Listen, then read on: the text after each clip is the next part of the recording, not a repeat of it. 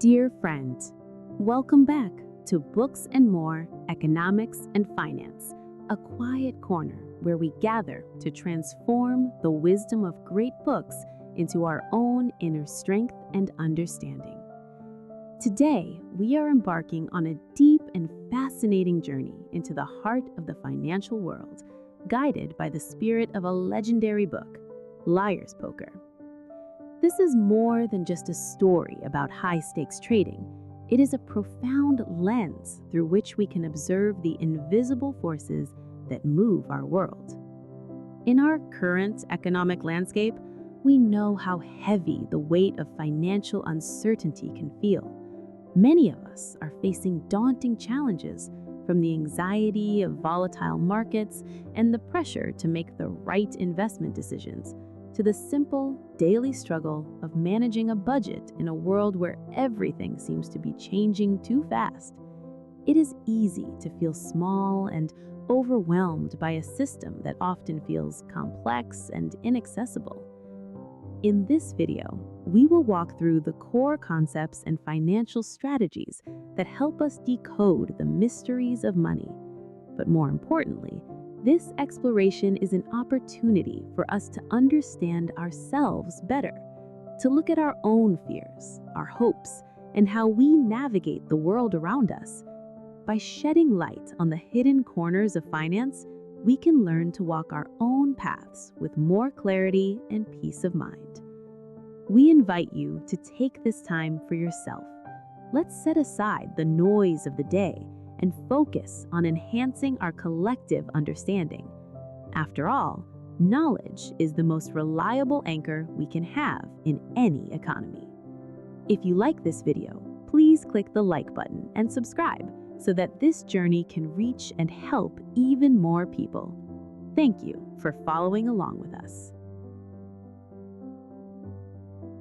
Why do we need financial intermediaries like Salomon Brothers? We all have dreams of building a stable future, perhaps owning a warm home or starting a venture that reflects our passions. Yet the path to realizing these dreams often feels like a confusing maze, especially when we realize that our personal savings are rarely enough to reach our goals. We need a way to tap into a larger pool of resources, and this is exactly where financial intermediaries step in, acting as a bridge between our aspirations and the vast world of capital. In the book, Michael Lewis describes Salomon Brothers not just as a company, but as a powerful engine that changed the way money flows through our lives. According to the author, before firms like Salomon Brothers dominated the scene, the financial system was like a series of stagnant ponds where money stayed locked within local bank vaults. People wanted to buy homes, but banks were often too afraid to lend for the long term because they relied on short-term deposits that could disappear at any moment.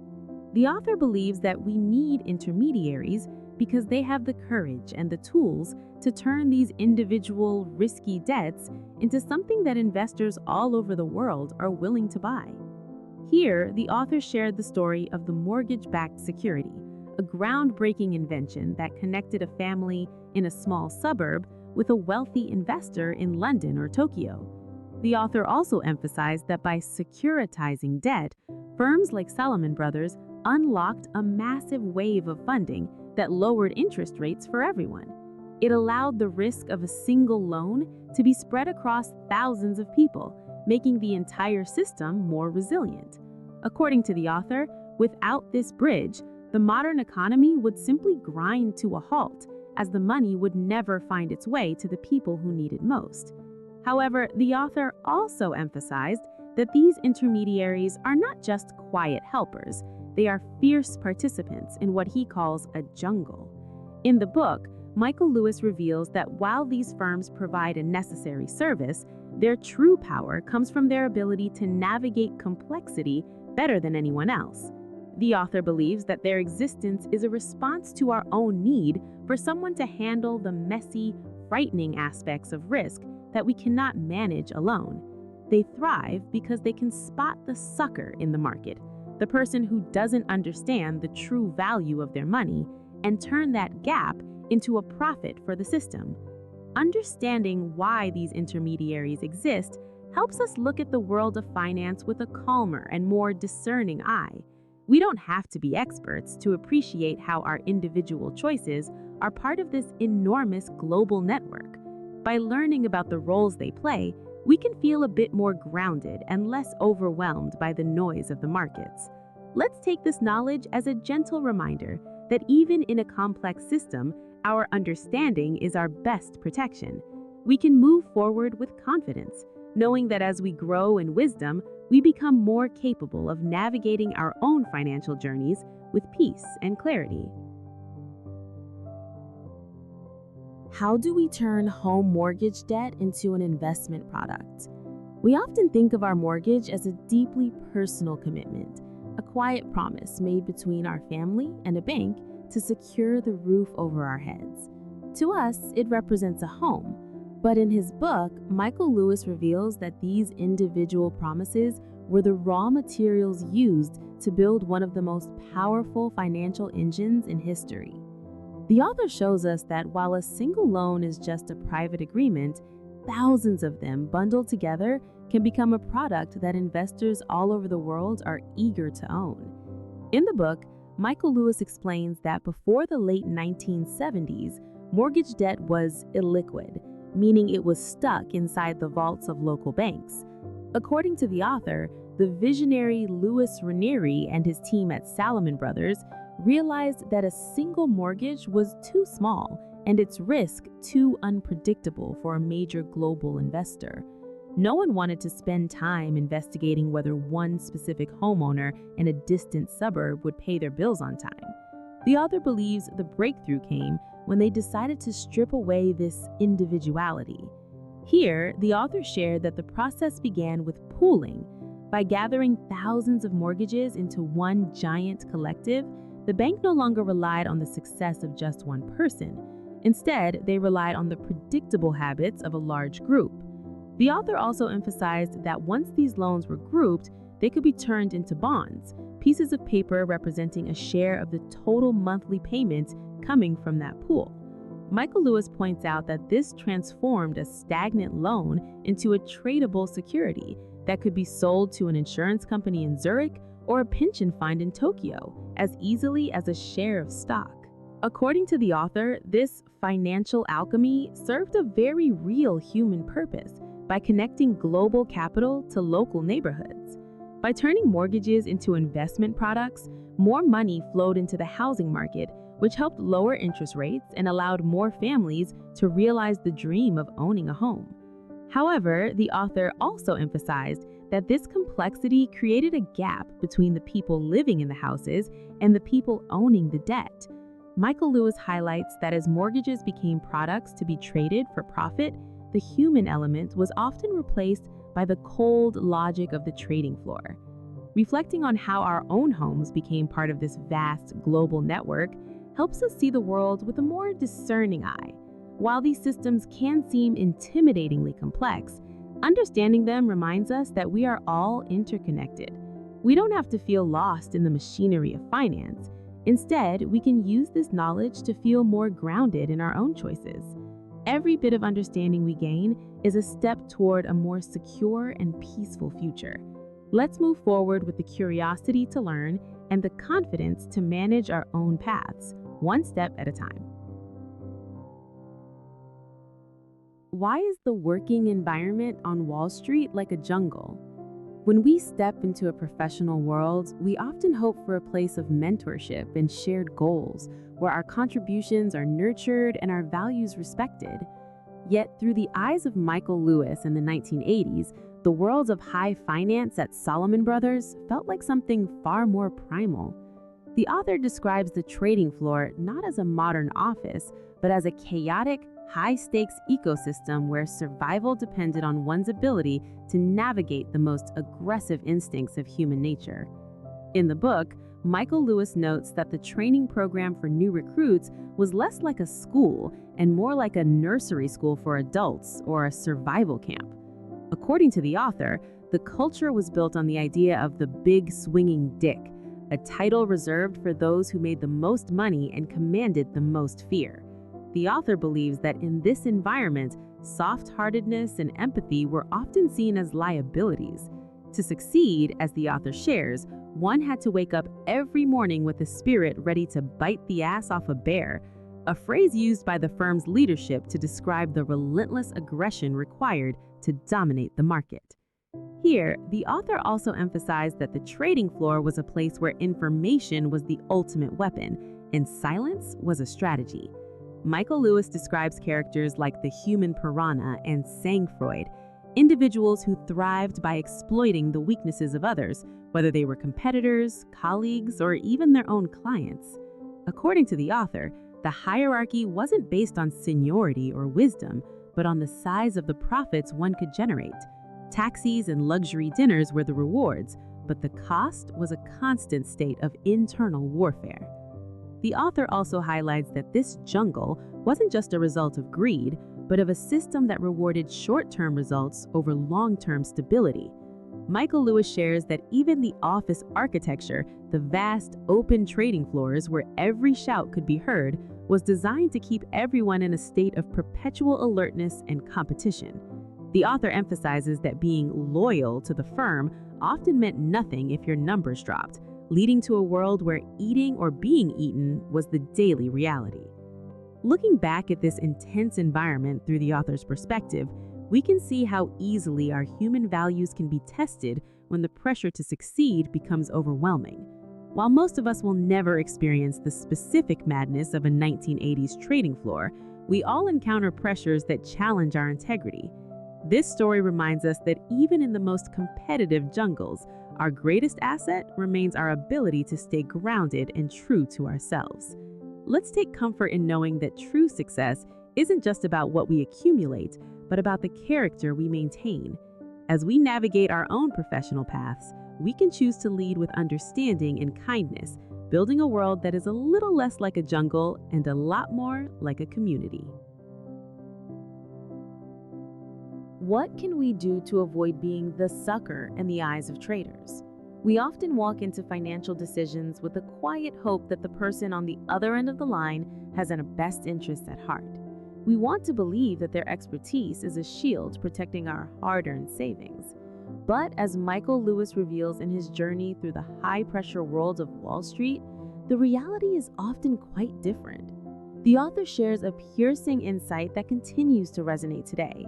In the intense game of trading, there is always someone at the table who doesn't quite understand the stakes, and that person is the one destined to lose.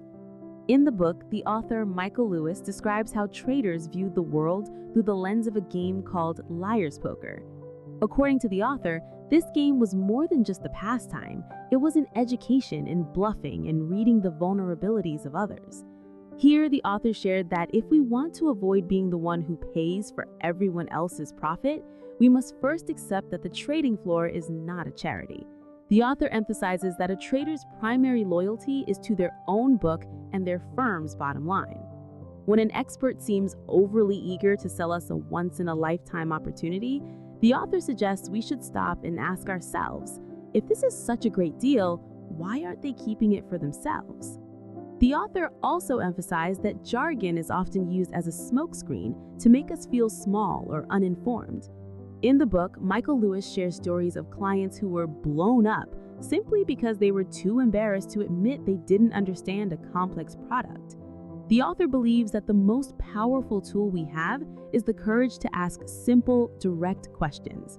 According to the author, we should never be intimidated by the speed or the aggression of the market. Traders thrive on our sense of urgency, but the author reminds us that a truly wise investor is one who has the patience to wait until the fog of excitement clears. Here, the author Michael Lewis highlights the ancient principle of caveat emptor, or let the buyer beware. The author believes that we must be the stewards of our own information. Instead of relying blindly on a voice over the phone, we should seek to understand the why behind every move. The author also emphasizes that we are most vulnerable when we follow the crowd or let our own greed cloud our judgment. By staying independent and cautious, we remove ourselves from the category of the sucker and become true participants in our own financial well-being. It is natural to feel a bit overwhelmed by the complexities of the financial world, but we should remember that every bit of knowledge we gain is a brick in our wall of protection. We don't need to be professional traders to be smart with our money.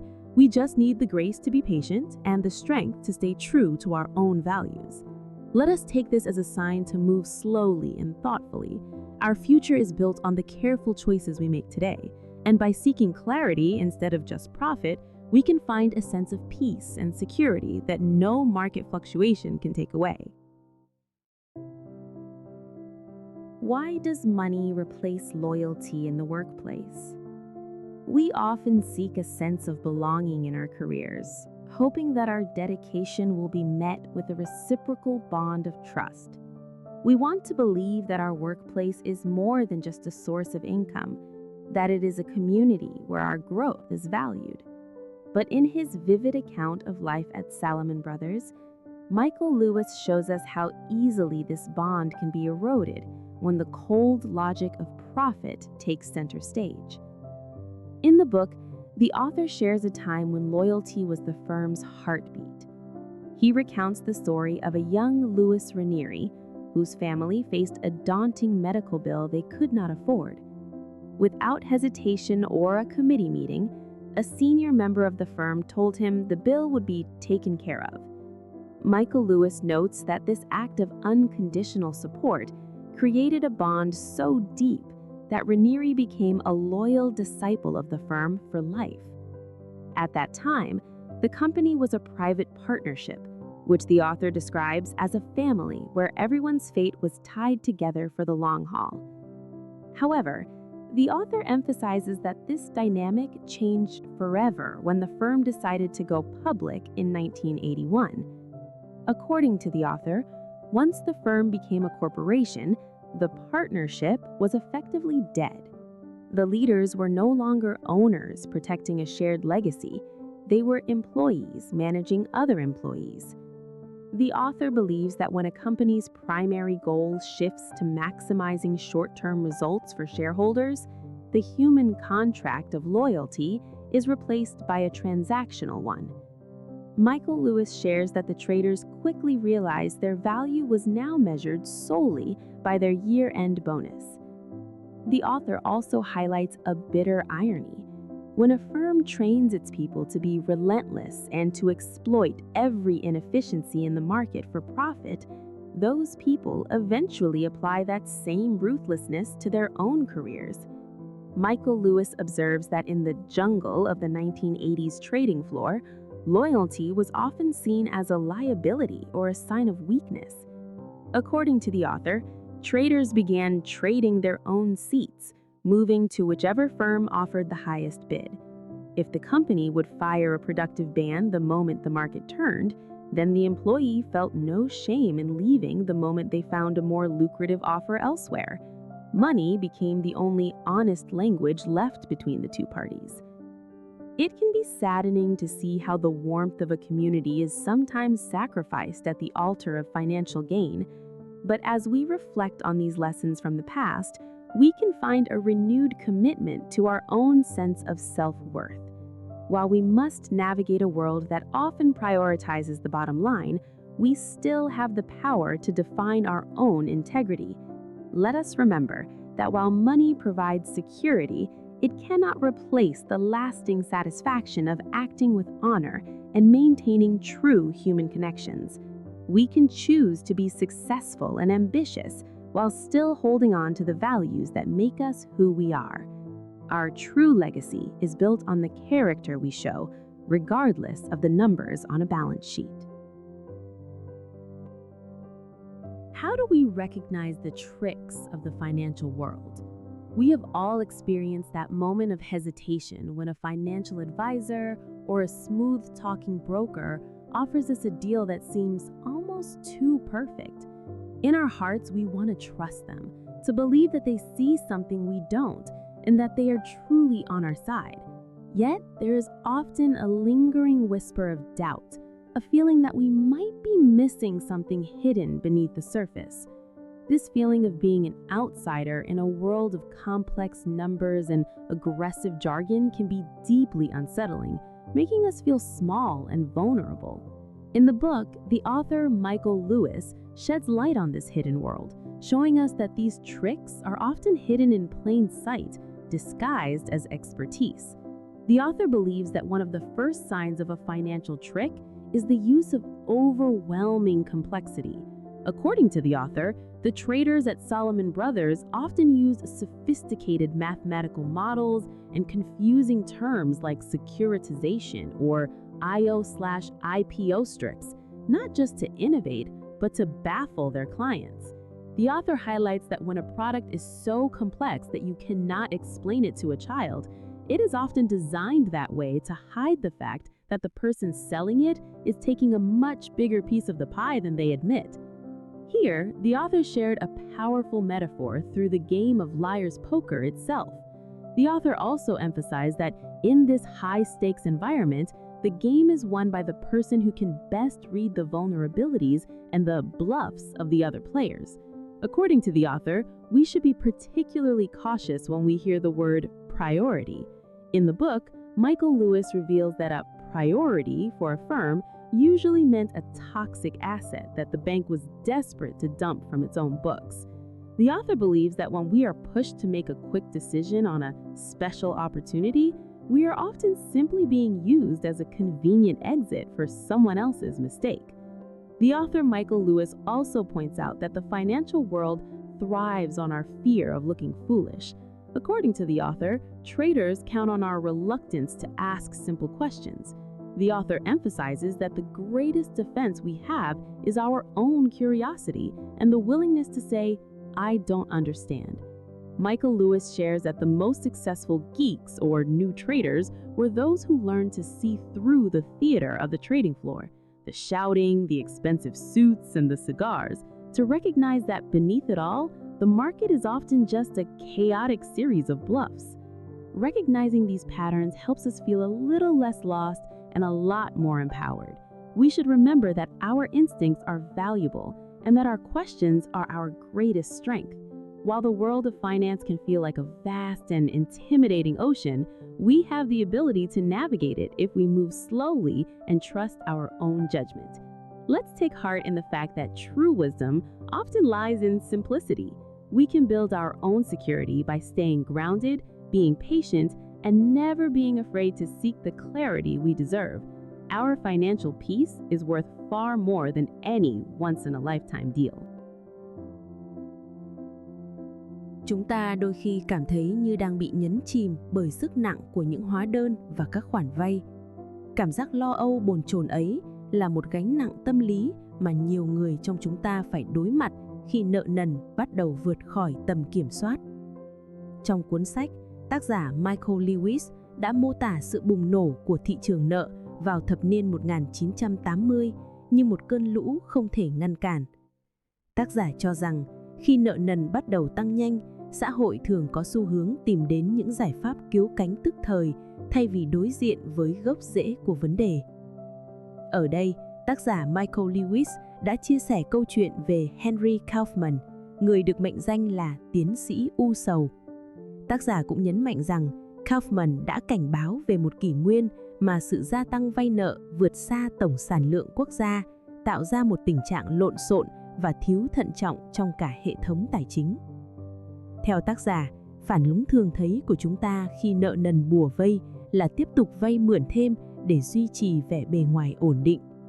Tác giả cho rằng đây là một hành động cùn nời của những kẻ tuyệt vọng, giống như cách các tổ chức tiết kiệm và cho vay đã cố gắng mua thêm trái phiếu để bù đắp các khoản lỗ cũ. Michael Lewis chia sẻ rằng việc không xử lý vấn đề cơ bản như vay ngắn hạn để cung cấp các khoản cho vay dài hạn chỉ làm cho các cuộc khủng hoảng sau đó trở nên tồi tệ hơn. Vậy chúng ta cần làm gì? Tác giả cũng nhấn mạnh rằng sự tỉnh táo là vũ khí quan trọng nhất. Thay vì để bản thân bị cuốn vào vòng xoáy của các công cụ tài chính phức tạp mà mình không thấu hiểu, tác giả tin rằng chúng ta cần phải quay lại với những nguyên tắc căn bản nhất. Trong cuốn sách, tác giả Michael Lewis đã chỉ ra rằng khi thị trường trở nên quá phức tạp, những người ít kinh nghiệm nhất lại thường là những người dễ bị tổn thương nhất. Tác giả cho rằng Chúng ta không nên để bản thân trở thành những đối tượng bị giới tài chính giám sát và khai thác chỉ vì sự thiếu hiểu biết của mình. Mặc dù gánh nặng nợ nần có thể khiến chúng ta cảm thấy mệt mỏi, nhưng hãy nhớ rằng sự hiểu biết và kiên nhẫn chính là chìa khóa để tìm lại sự cân bằng. Chúng ta không cần phải vội vã đưa ra những quyết định trong hoảng loạn. Thay vào đó, hãy dành thời gian để tháo gỡ từng nút thắt một cách bình tĩnh. Mỗi bước đi nhỏ hướng tới sự minh bạch tài chính sẽ giúp chúng ta vững vàng hơn và sớm tìm lại cảm giác bình an trong tâm hồn. Hãy tin rằng khi chúng ta làm chủ được kiến thức, chúng ta sẽ làm chủ được tương lai của chính mình. Why should we be cautious when listening to brokers' advice? We often seek comfort in the expertise of others, hoping that a professional voice will navigate us safely through the complexities of the financial world. It feels reassuring to believe that someone with a deep understanding of the markets is looking out for our hard-earned savings. However, Michael Lewis reveals a more complicated reality. The author suggests that while a broker may sound like a friend, they are operating within a system where their success is often built on our lack of information. In the book, the author, Michael Lewis, describes the immense pressure placed on salesmen to move priorities. The author notes that these priorities were often stocks or bonds that the firm itself no longer wanted to own. According to the author, instead of offering the best possible advice, brokers were frequently encouraged to flog these risky assets to unsuspecting clients. Michael Lewis emphasizes that the trading floor was a place where a client's loss was often celebrated as a firm's gain. Here, the author shared the painful experience of a client who trusted the firm's recommendation on a specific bond, only to see its value plummet almost immediately. The author also emphasized that the culture of the firm was designed to reward those who could persuade clients to take on risks that the traders themselves were trying to avoid. According to the author, the most dangerous moment for us is when we stop asking questions and rely entirely on someone else's conviction. Michael Lewis highlights that the phrase, "Who do you work for?" was a constant reminder to brokers that their true allegiance was to the firm's bottom line and their own year-end bonus. The author also emphasizes that many brokers were simply repeating stories they didn't fully understand themselves. In the book, Michael Lewis reflects on how he, as a young geek, was taught to sound authoritative even when he was unsure. According to the author, the aura of expertise is often just a performance meant to gain our trust. The author believes that our best protection is a healthy dose of skepticism and the willingness to do our own research. Understanding these hidden motives helps us become more resilient and thoughtful participants in our own financial journeys. We should remember that no one cares as much about our future as we do. By taking the time to seek clarity and trusting our own instincts, we can build a more secure foundation for our dreams. Let us take this knowledge not as a burden, but as a light that helps us walk our own paths with confidence and peace of mind. Every question we ask and every bit of knowledge we gain brings us closer to true financial independence. What did we learn about the nature of greed from Wall Street? We often think of greed as a distant, abstract concept, something that belongs in movies or history books. But in our own lives, we sometimes feel its gentle tug when we compare our success to others or hope for just a little bit more than we already have. It's a very human feeling, born from a desire for security and recognition. Yet, through the eyes of Michael Lewis in the 1980s, we see how this natural impulse can be distorted into a relentless force that eventually consumes everything in its path. In the book, the author Michael Lewis describes greed not just as a desire for money, but as a primary way of keeping score. The author believes that for the traders at Salomon Brothers, money was the only honest language left. According to the author, the culture of the firm was built on the idea that there was never enough. Whether it was the size of a year-end bonus or the status of being the big swinging dick, the thirst for more was a sign of belonging. The author shares that this environment turned the workplace into a nursery school for adults, where the loudest and most aggressive appetites were the ones most celebrated. Here, the author Michael Lewis shared a revealing look at how greed changes our perspective on others. According to the author, when greed takes over, we stop seeing people as partners or friends and start seeing them as obstacles or opportunities to be exploited. In the book, the author notes that the traders often felt a sense of pride in ripping the face off a client. The author also emphasized that this culture led to a complete loss of loyalty. Michael Lewis observes that once the firm became a public corporation, the shared sense of family vanished, replaced by a hit-and-run mentality, where individuals tried to extract as much wealth as possible before moving on to the next firm. The author also highlights that greed eventually blinds us to the very risks we are supposed to manage. Michael Lewis shares his own realization that despite the staggering amounts of money being made, there was a profound sense of emptiness on the trading floor. According to the author, the pursuit of short-term gain at any cost led to the erosion of the firm's soul. The author emphasizes that greed is a fire that, if left unchecked, will eventually burn the house that built it. Looking at these lessons, we can find a sense of clarity about our own values. We can choose to seek a prosperity that is balanced with integrity and a genuine care for those around us. True abundance isn't found in a race to have more than our neighbor, but in the peace that comes from knowing we have done right by others. Let's take these stories as a quiet reminder to stay grounded and to nurture the parts of our lives that money cannot measure. We are all more than the numbers on our bank statements, and by choosing kindness over competition, we build a wealth that truly lasts. How do we keep ourselves grounded amidst the temptations of money? We have all felt that sudden rush in our chests when a significant financial opportunity presents itself. It is a very human hope, the dream of a life with more freedom, less worry, and the ability to care for those we love.